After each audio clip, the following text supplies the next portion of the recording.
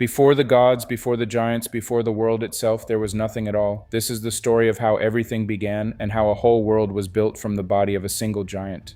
In the very beginning, there was only Ginnungagap, a vast and yawning emptiness, a great silence with no earth, no sky, and no sea.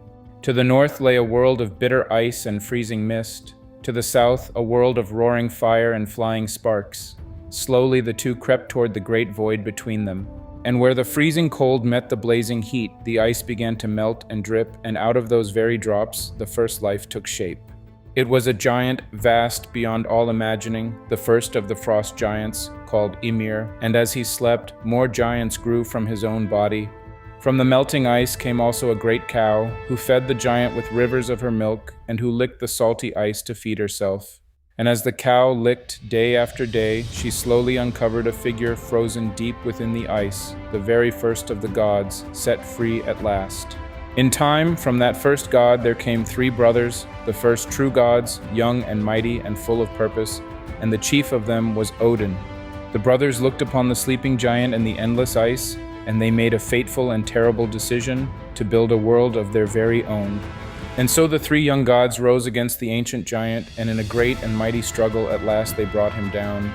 Then, from his fallen body, the gods set about making everything that is. Nothing at all was wasted, every part became a part of the new world. His flesh they made into the soil of the earth, broad and brown and ready to bear every growing thing. His blood became the rolling oceans and the winding rivers and the deep lakes, ringing the new world all around. His mighty bones they raised up to become the mountains, and his teeth became the rocks and the stones.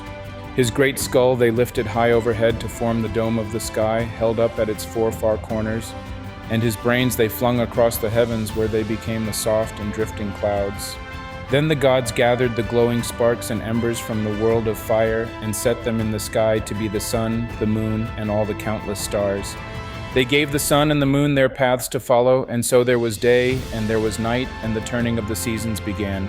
Through all the worlds there grew a single vast tree, a great ash greater than any other, whose roots and branches bound the heavens, the earth, and the dark depths together. They called it Yggdrasil. Upon and around this mighty tree lay 9 realms, the shining home of the gods, the wild land of the giants, the cold world of the dead, and many more besides. And from the high realm of the gods, a shimmering bridge of rainbow light arched all the way down to the green world below. But the green new world in the middle was quiet and empty still, with no people to walk its hills or sail upon its seas. Then one day, walking along the shore, the gods came upon 2 fallen logs of driftwood, washed up by the waves and shaped a little like figures. The gods leaned close and breathed life into them. They gave them breath and warmth and mind and feeling and sight and speech and hearing.